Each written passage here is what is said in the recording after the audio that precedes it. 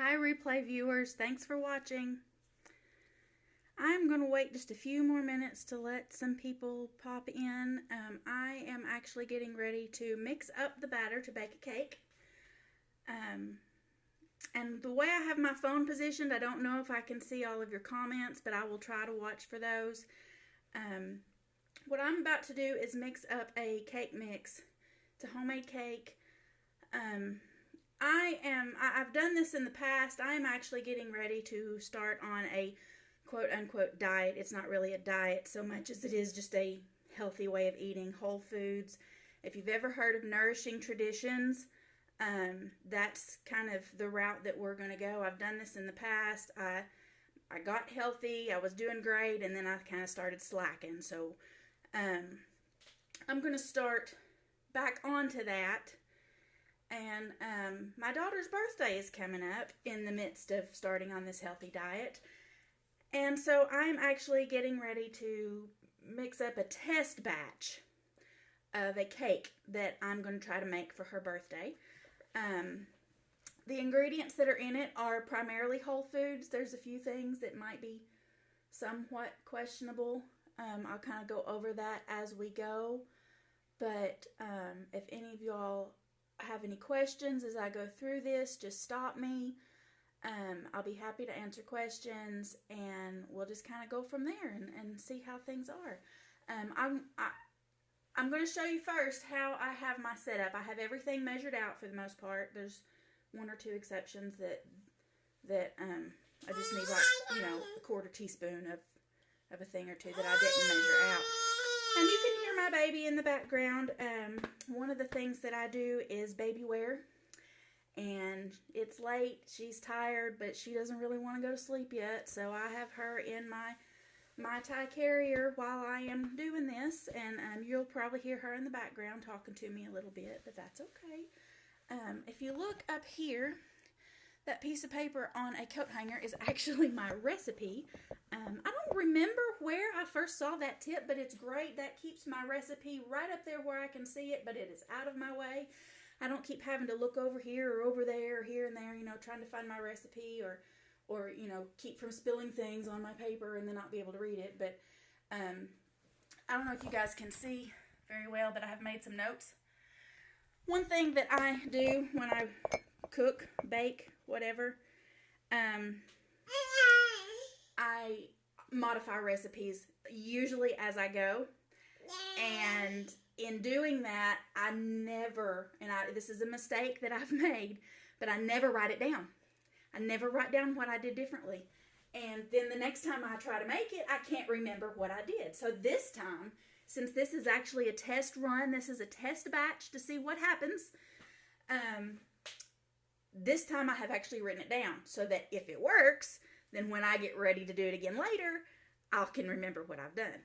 And the recipe that I found, since this is a test batch, I have halved the cake recipe. I'm actually just making a small amount.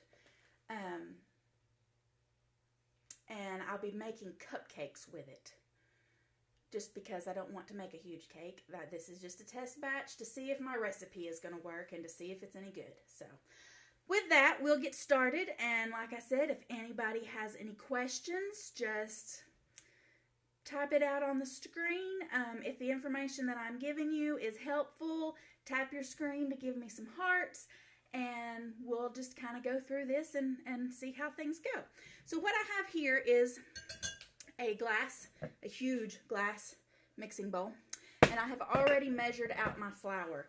I'm using whole wheat flour, and to kind of balance out the fact that whole wheat flour is heavier than white flour, I have used the measurements for my half batch here is 1.5 cups of flour. So to kind of try to balance out the fact that whole wheat flour is a heavier flour, I've used 1 cup of just regular all-purpose whole wheat flour, and then a half cup of whole wheat pastry flour. It is a little bit finer, a little bit lighter than your typical whole wheat flour. So hopefully those will balance each other out. It allows me to use only whole wheat flour in the recipe not use any of the white flour, but hopefully it will give it a little bit of lightness, and we'll just see what happens. We'll see if this cake turns out any good. All right, the next thing that goes into my recipe is, again, these measurements are based on a half batch. If this actually works out and does well, I can share with you guys where I found this recipe, and you can get the full batch the full size measurements. But the next thing I have pre-measured in this bowl, 1.5 cups of whole wheat flour. Like I said, it's 1 cup of just regular all-purpose whole wheat flour, and then 1/2 cup of whole wheat pastry flour. The next thing that goes in here is a teaspoon of baking powder that I've already measured out. And then the recipe actually calls for water.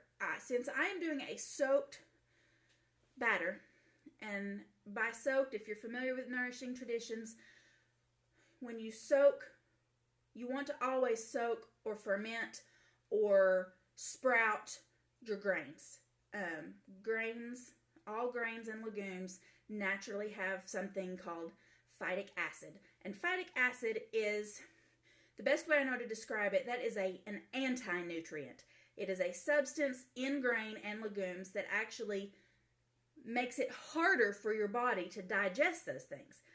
And by soaking, fermenting, sprouting, whatever your method is of preparing your grains, it dissolves that phytic acid, which means that when you eat the food that you have created, your body is able to actually absorb those nutrients better. In the long run, what that means is your body is getting more of the nutrients from the food that you eat, and it doesn't feel like it's starving. And once your body becomes accustomed to eating in that manner, you naturally crave less food. You don't eat as much because you're getting what you need from a smaller amount of food. That's kind of the theory behind it. If you're not familiar with that method, I urge you to go to your library. Sometimes you can find it there. I know you can find it on Amazon. If you'll find me on Facebook or on Twitter, you can message me and I will send you the link to find the book on Amazon. You can find me on Facebook. Just search for Wildflower Valley Farm. You'll find me there. On Twitter, I am at WildflowerVF, and you can DM me on there, and I will gladly send you the link. If I don't forget it, I will just post out that link on Twitter when I'm through with this. I post it on Facebook too, but I don't always remember to do things like that later on. Even though I'm saying it now, I may forget it later. So if you don't see that link posted on Facebook or Twitter, just message me and I will be happy to share that with you.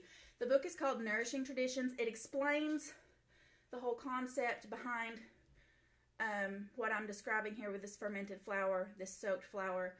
But anyway, back to what I'm doing here. My recipe calls for water.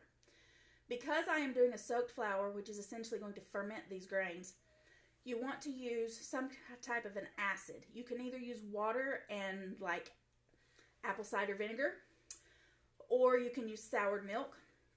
Part of the reason I am struggling to find a cake that I can make for my baby for her birthday is she has an allergy to cow's milk, specifically the protein in cow's milk.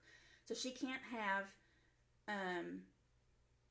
yogurt, cheese, milk, anything like that is made from cow's milk, but she can have it from goat's milk. And so what I am using is some homemade kefir. Some people say kefir. When I learned about it, it was pronounced kefir, so that is the way that I pronounce it. But I make my own kefir. I have kefir grains. Unfortunately, I do not have access to any raw milk at this time, so I use store-bought milk. It is pasteurized. All that really means if you're making your kefir, and I will do a scope on this another time on the kefir. I may actually pop back on here after I make the cake and talk about the kefir because I need to refresh mine. But all that means is if you're making your own kefir with store-bought pasteurized milk, it just takes longer to do its thing. So my recipe calls for 1 cup of liquid. The recipe calls for water. Since I'm doing a fermented batter, I'm going to use kefir. And I have 1 cup of my own goat milk kefir here. that I will just pour into my flour here. And I'm going to stir that up good. This recipe, by the way, is egg-free. If you're on a diet that needs to avoid eggs for any reason, this recipe is egg-free. I'm just going to grab a spatula over here so I can work on this a little bit and get this out of my whisk.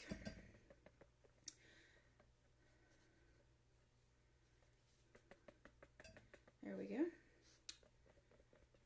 I don't think the whisk is going to work. I think this is going to be a little bit of a thicker batter. So I'm just going to lay that off to the side. The next thing that my recipe calls for is sugar. I'm actually, another reason why this is an experiment for me, and I hope this is not a total failure, but I will let you all know the result when I bake this tomorrow. The next thing that the recipe calls for is sugar. Instead of using white refined sugar, I am going to use coconut sugar. Coconut sugar, if you're not familiar with it, is made from the nectar of the coconut palm flower. It doesn't come from the actual coconut fruit, nut, whatever you want to call that. It's not actually from the coconut, so it doesn't have a coconut flavor. It's just sweet. This is what your coconut sugar looks like. It's brown, it's dark, it's kind of dry. It doesn't really, the texture, I don't know if you guys can see that. It's really dry. It's a different texture. And this is my first time using coconut flour, so this may be a total epic failure, but we will find out. The recipe actually calls for, my modified recipe calls for a full cup of sugar. I'm only going to use 3/4 of a cup of sugar, and I'll explain why in just a minute. But I am using 3/4 of a cup of coconut sugar. You can actually, if you're using coconut sugar, it is a 1-to-1 ratio. If your recipe calls for a cup of white granulated sugar, then you use a full cup of coconut sugar. And so I will explain in just a second why I'm only using 3/4 of a cup. But I'm going to put that in there.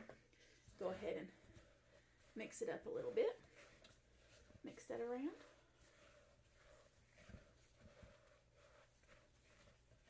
Now this is going to look a little dry because it's not going to have all of the liquid in it yet.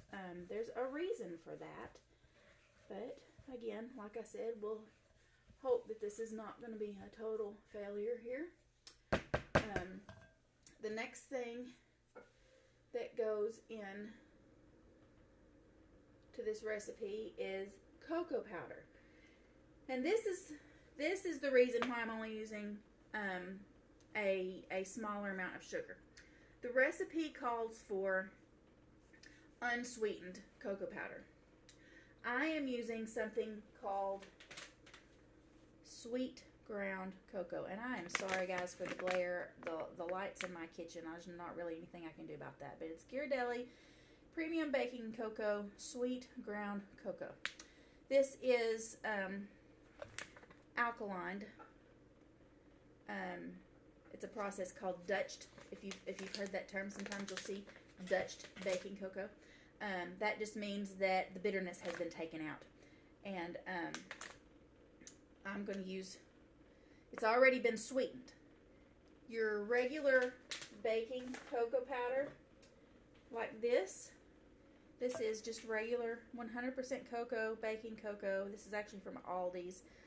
If you shop there, this is a I've used this in other recipes, and I like this, but this is unsweetened cocoa, and the recipe calls for unsweetened cocoa. This ground cocoa is a product that I have wanted to try, but unfortunately my store did not have the unsweetened, so I had to get the sweet, and since it's already sweetened, I am reducing the amount of sugar that my recipe calls for. So instead of using a full cup of sugar, I'm only going to use 3/4 of a cup of sugar because my cocoa powder is already sweetened. So I've measured out here 3 tablespoons of cocoa powder. I'll go ahead and dump that in there, and we'll stir that around good. And that is all that goes into this batter right now. What you want to do if you're making a soaked batter of any kind, whatever you're making, whether you're making a cake, whether you're making a bread, pancakes, oatmeal, anything at all that you are doing with grains. If you are adhering to the Nourishing Traditions, or if you've ever heard of the book called The Maker's Diet, it's a very similar method of preparing food. If you're going to do soaked fermented batters, you have to let them soak for a minimum of 12 hours. So I don't know if you guys can see this very well, but I have mixed that up. You can see it's nice and wet now that I've mixed it all. This is supposed to sit out at room temperature for a minimum of 12 hours. And that's why I'm making it now, because what I'm going to do is finish this recipe in the morning. In the morning, when I get ready to finish this, I will continue my scope. I'm actually not done yet. There's a couple more things that I'm going to do to prepare for this that I need to do tonight. But this is the batter. It's mixed up in here. What is in here, again, I'll just recap. It's 1 cup of regular whole wheat all-purpose flour, 1/2 cup of whole wheat pastry flour, a teaspoon of baking powder, 1 full cup of goat milk kefir, 3/4 of a cup of organic coconut palm sugar, and 3 tablespoons of sweetened ground cocoa.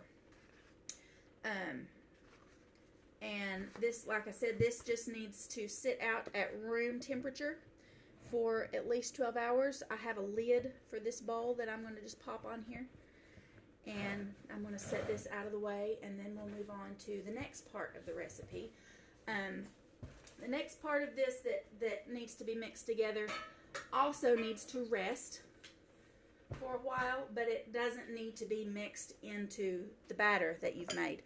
The next part of this is avocado. This is what's going to replace the eggs in this recipe. This is 1/2 of an avocado that I have just mashed up with a fork.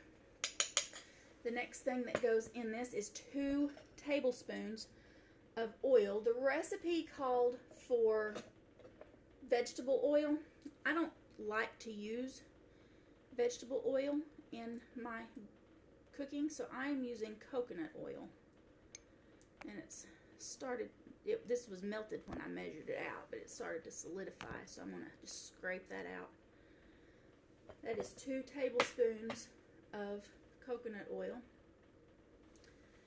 and 1/2 an avocado and 1/4 teaspoon of salt. I'm using red Himalayan salt, pink Himalayan salt. Just going to measure that out, plop that in there, and stir this around with a fork. This will be added to the cake batter, but not until tomorrow, after the cake batter has soaked and fermented for the next 12 hours. And I'm just mixing this up with a fork. You just mix this up tomorrow. When I get ready to actually bake the cake, I will combine this with that other batter that I just made. Because this has avocado in it, it is probably going to turn brown. It doesn't change the flavor at all, but avocado oxidizes kind of like apples and bananas do when they are exposed to the air. I'm going to cover this with some plastic just to kind of help prevent that oxidization. I can't even say the word.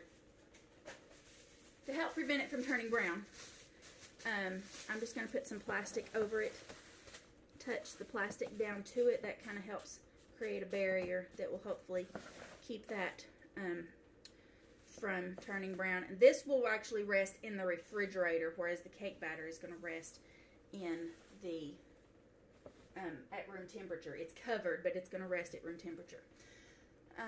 The next thing that I'm going to mix up is actually a frosting that has to rest in order for the flavor to combine together. It is an avocado buttercream frosting.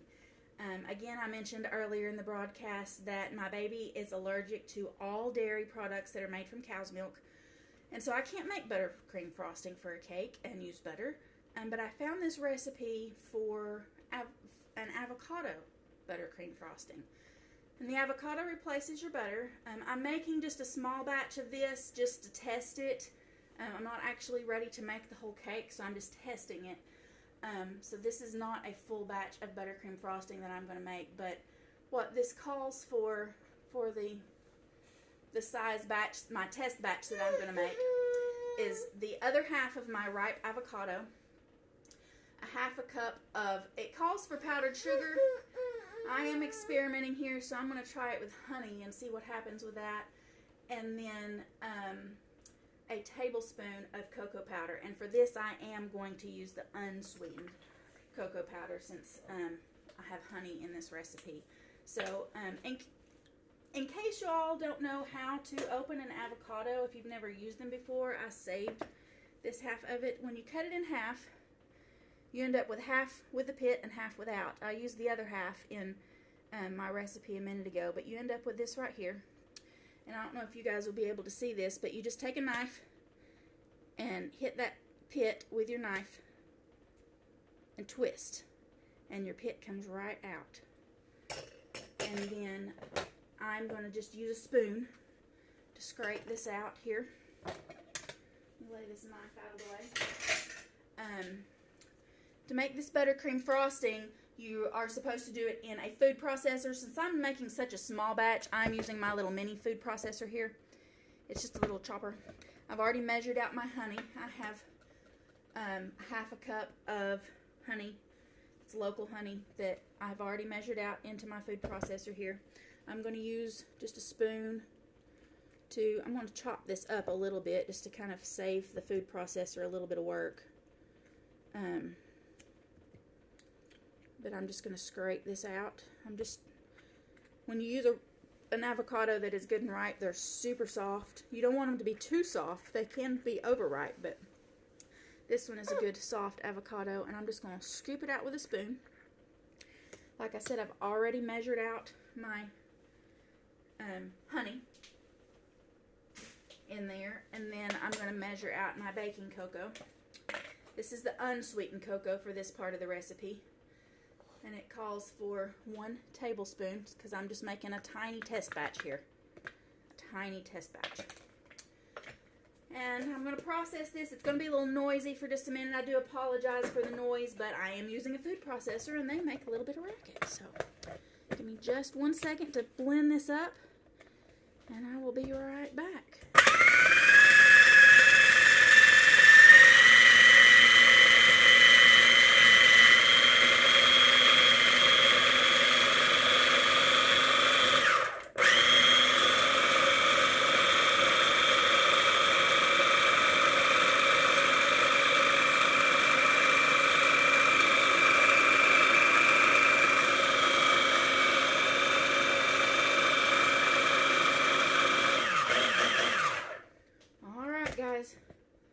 That is well blended. I don't know if you guys can see that. It's a little bit runny.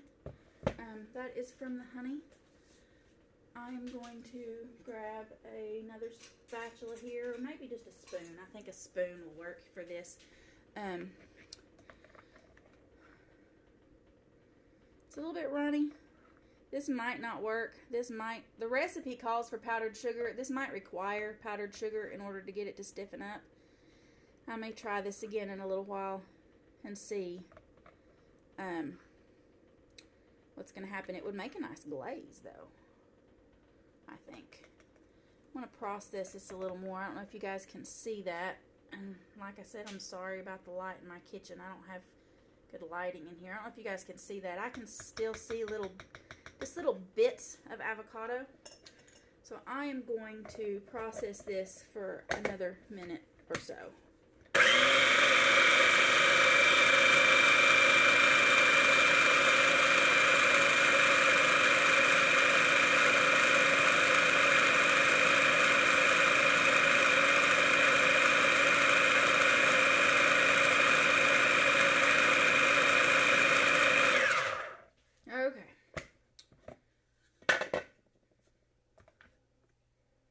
That's a little better. All going to just put that in a small container in the refrigerator. The lady that gave me this recipe said that when you first mix this up, this buttercream frosting, it tastes very much like avocado, which as you can imagine, I don't think that would be very good as a cake frosting. So she said that after she let it rest in the refrigerator for a few hours, the chocolate, the flavor of the cocoa powder kind of overpowers that avocado. And after you let it rest in the refrigerator for a few hours, 2 to 3 hours, all you can taste is the chocolate. So I'm going to test that theory. I'm just going to mix this up and put it into a small jar and put that in the refrigerator. And that's all I'm going to make tonight.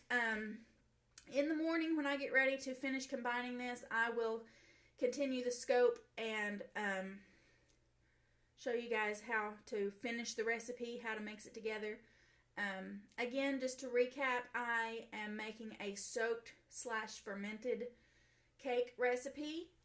This is an experiment. I hope that it's not an epic failure. I'm making a small batch of everything just to kind of test my recipe and see if it works. And if it does, then I will have a cake for my baby's birthday that she can eat that won't upset her stomach. It has no cow's milk dairy in it. It does have some goat kefir in it. It has no eggs in it, which eggs don't bother her, but if you are a person that needs to have an egg-free recipe, this is one that you can use.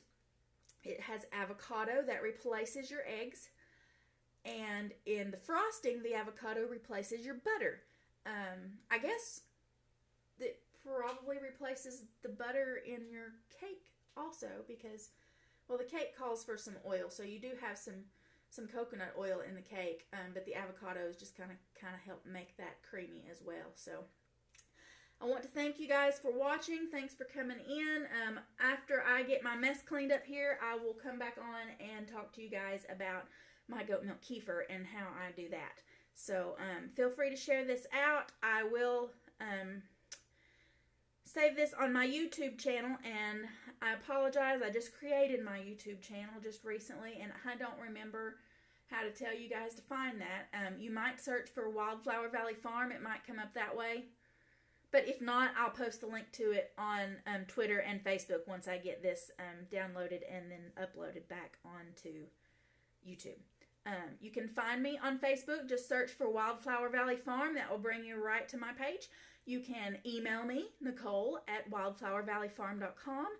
You can find my website at wildflowervalleyfarm.com. And you can find me on Twitter @wildflowervf. So I appreciate you guys watching. And for my replay viewers, I appreciate you guys as well. And feel free to message me with any questions that you have. And I will be back shortly to talk about the kefir. Thanks, guys.